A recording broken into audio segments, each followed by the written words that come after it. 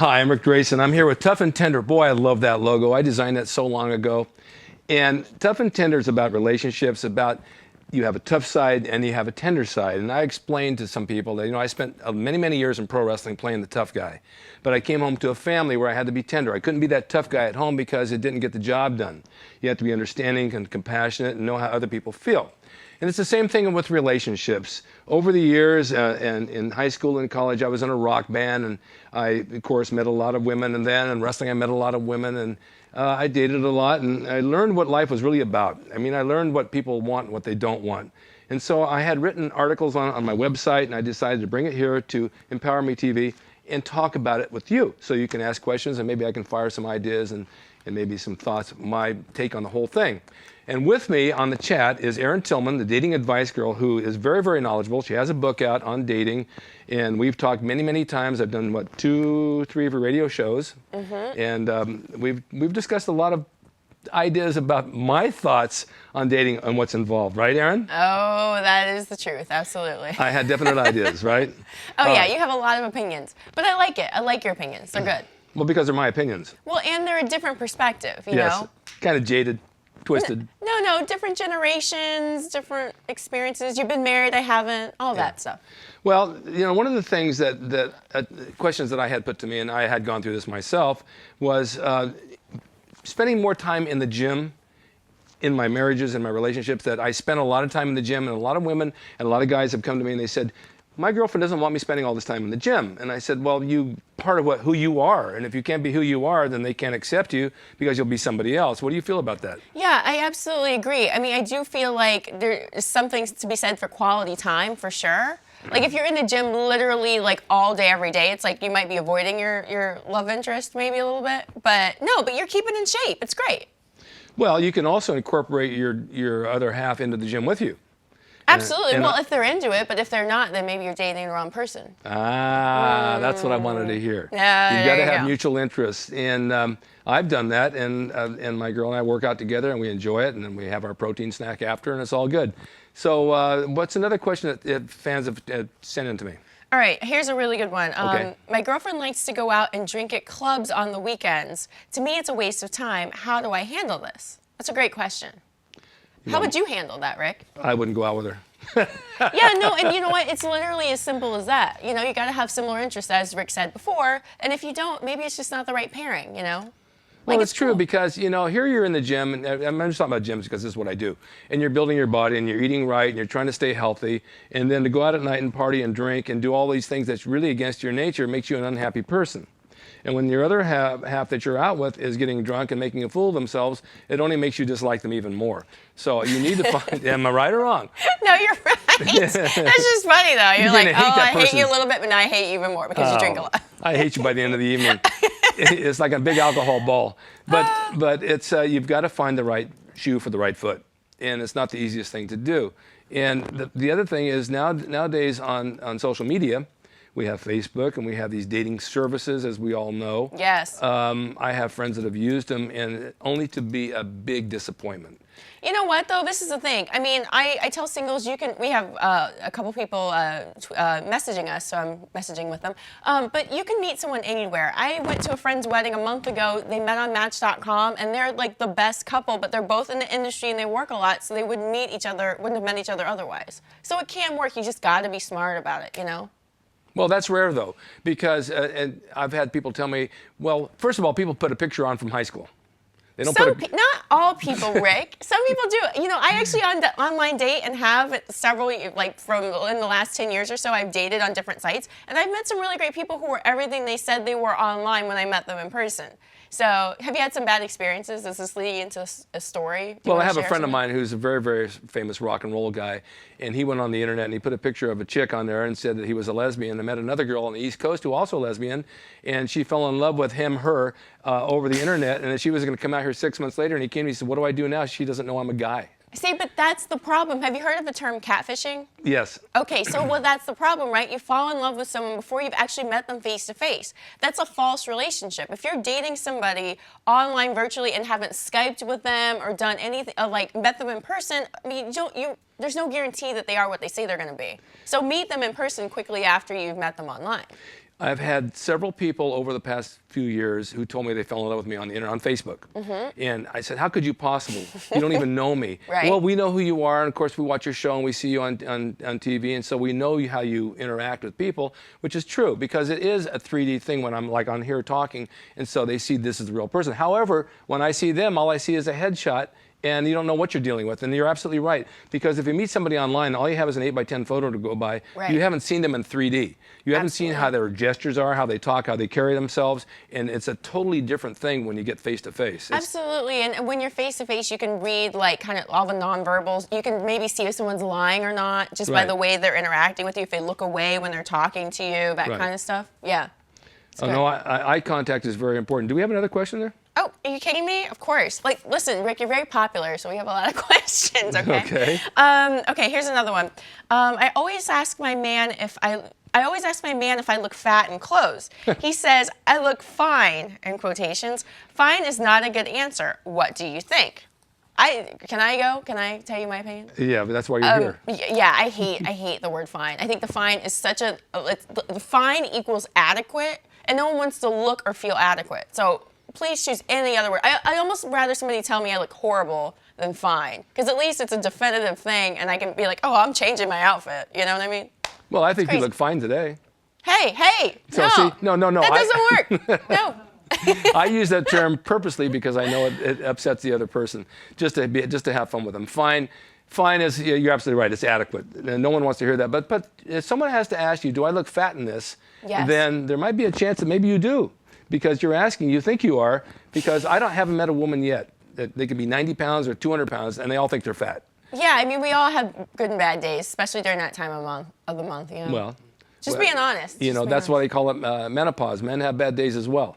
And I have days where I don't feel like I look my best as well. But I certainly don't say, do I look fat? Because I don't want to hear yes.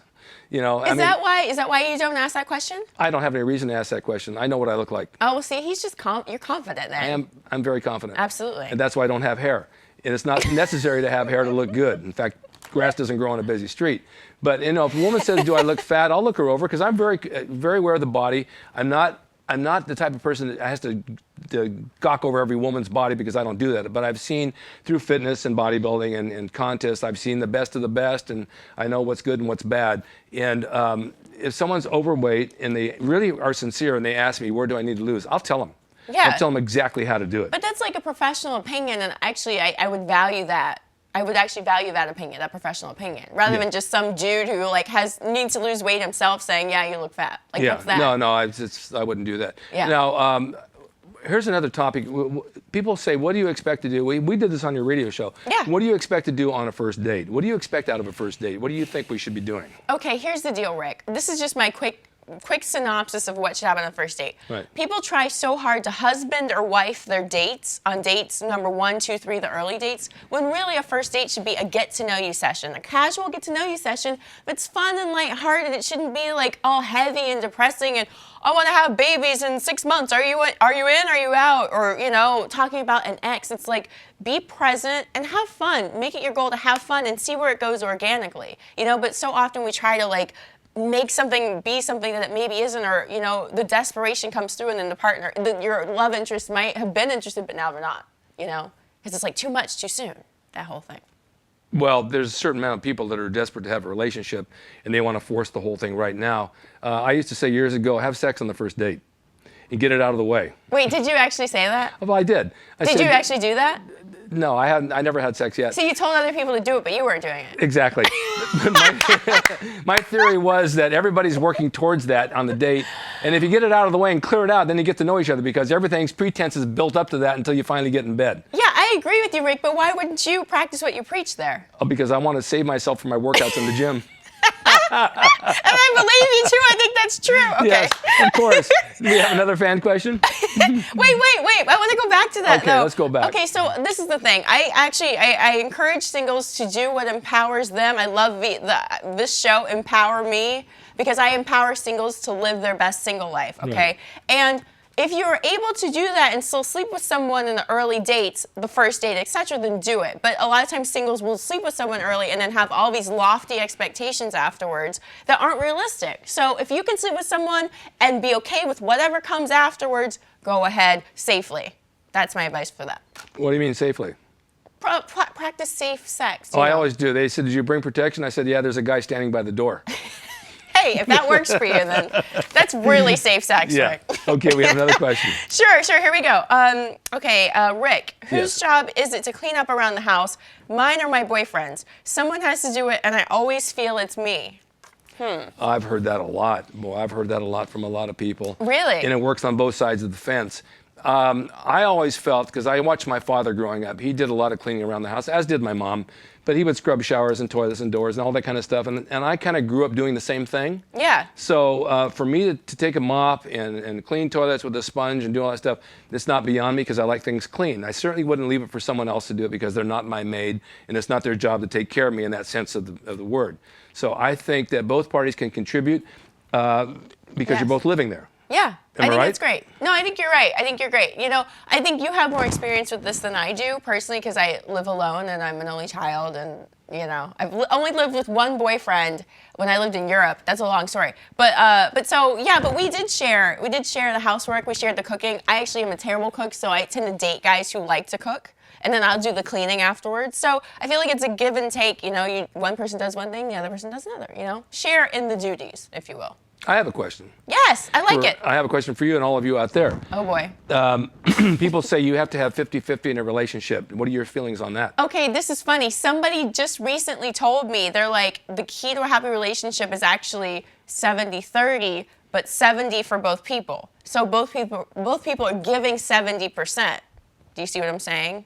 And only expecting to receive 30. So you're giving more than you're receiving on both ends. I like that answer very much. That's exactly what I was going to say. Oh, really? Yes. There's maybe no you such told thing me as that. 50-50. Sorry. Sometimes it's 90-10. It depends on the moment and the day. You have to give a little bit more and you take a little bit less back. It can't be 50-50. I did this, you did this, now it's your turn, my turn, because life doesn't work like that. You Yeah. have to put forth a major effort and give it your 100% all the time and expect whatever comes back, and Yeah. accept that. Yeah. Because if the other person does the same, then you're both giving 100%.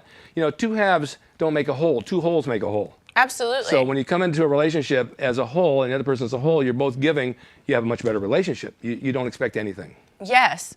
Rick, okay, so in your single days, what type of things would you do on a first date with a girl? Like, where would you take her? What was your go-to date night thing? Well, back in the day when I was younger, I mean, it would be a Friday night movie and maybe something to eat, because that's what we did in a small town. We'd end up at a movie and we'd end up at Stan's Drive-In later for a burger where everybody would hang out together because we all were friends. Cute. Yeah, it was like a 50s type restaurant, but because it was the 50s, of course. So back in the 50s, we went to the 1910 restaurants. But no, it was just kind of a fun thing to do. Now, movies aren't always the best thing because you don't talk. I was just gonna say that they're terrible. Well, okay, I'm gonna. Can I tell you what I think is a Yes. great first date idea? Okay, I think anything activity based is a really great first date idea. So I'm from the Midwest. I grew up bowling. I love bowling. And I suggest that's like all age ranges can do it for the most part. So bowling's a great first date because it's activity based. You're encouraging each other. There's some competitiveness. And you're not just sitting across from each other, staring at each other like at a dinner or silently beside each other in a movie. You're Right. actually getting to know each other with something fun. So I like activity based first dates. Well, I gave up bowling years ago for sex. I thought it was so much easier because the balls were lighter and I wouldn't have to change my shoes. Oh, So- yeah. It just wasn't up my alley to go that route. But Oh my gosh. no, Oh the my gosh. movies, you can't really talk, although I will talk during a movie sometimes. But, and back in those days, we also had dances when I was growing up, and I was in a rock band. I played for the dances. So a lot of times I'd bring my date to the dance, and she could hear me playing. She'd dance with my friends, and then we'd all go out after and have a great time. So that was always kind of fun. Today, I think a good dinner and a movie's good for me. I mean, Yeah. I like nice restaurants. Movies nowadays, I mean, there are not too many good movies out right now, so I'm kind of disappointed on I that. agree. I totally agree It's with that. pretty bad. Yeah. I saw that Galaxy. What is it? Gravity? Yeah, I saw Gravity. It was pretty Yeah. good.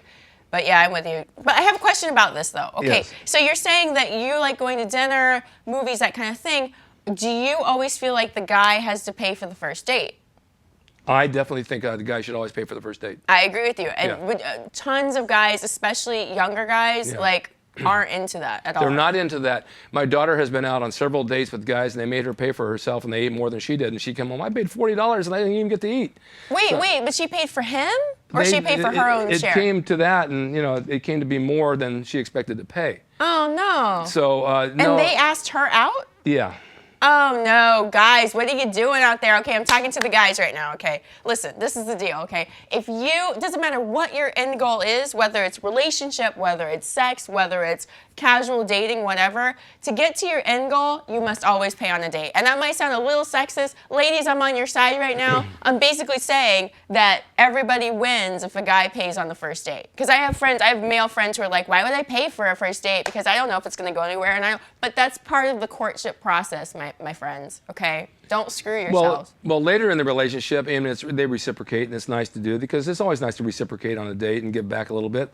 And it happens a lot. Now, I want to talk about one more thing. When people always talk about the right chemistry, the word of chemistry. Chemistry is no more than just getting along and having things in common. You know, I mean, and do you not think it's an energetic thing too? It's all of the above. Okay. But they pick the word chemistry to use, as the topic subject of what we do to get along. Yes. It's personalities that mesh. You know, it's common interests that mesh. It's likes that mesh. You're going to have dislikes sometimes. It's just going to happen. But that's part of life. We're all different. We don't all come from the same egg, you know, and that's no yolk. So.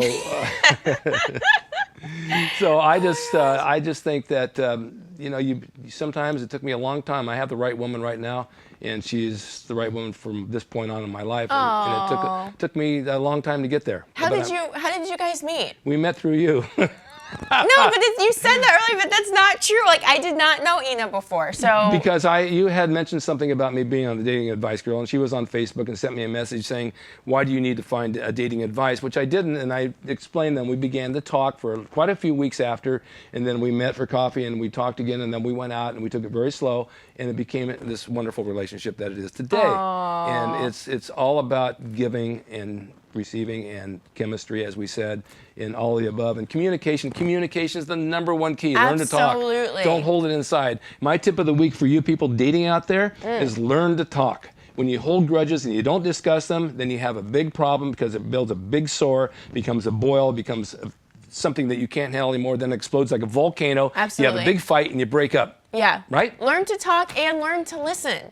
You know, a lot of times we don't listen, or we're not really hearing what our partner is saying, or Right. we're saying that they need, and we're just thinking about what we need. So yeah, communication is huge, both talking and listening, for sure. Okay. I have a really long question. Someone just messaged me, so I don't know if we have time. We only have about 5 minutes. We have to wrap it up. We're on a time limit. How about we save it for next time? Well, how about we save it for next time? That means you'll invite me back, yes? I'm going to invite you back. And Erin, I want to thank you for being here because we have so much fun talking about dating and experiences and things that we've done with our lives. And you have a book online. I do. Online on BarnesandNoble.com, Amazon.com, and in some stores. It's called The Dating Guidebook. Tips for singles to live a happy and healthy single life without losing themselves in the dating process, because sometimes we can lose ourselves if we're only focused on finding the one, which is hard to find, you know? Right. Not real realistic. You can find a great partner. It doesn't have to be Prince Charming or whatever. But anyway, yeah, so check it out on my website, thedatingadvicegirl.com. And I'm on Facebook, Twitter, Instagram, all the social media sites. So find me there. That's great. And you can find us on emPOWERme.tv and on Facebook on emPOWERme, Twitter at emPOWERme, and then we'll be here next week as well. And you subscribe to us too on emPOWERme.tv. There's always to find us. We're going to be out there for your pleasure and for your knowledge and share our thoughts with you. So stay tuned next week on Friday at 1 p.m. on emPOWERme.tv, and we'll be talking about Tuff and Tender. Remember, there's two sides to you. There's tough and tender. Let them both show. I'm Rick Drayson. Thanks for joining us.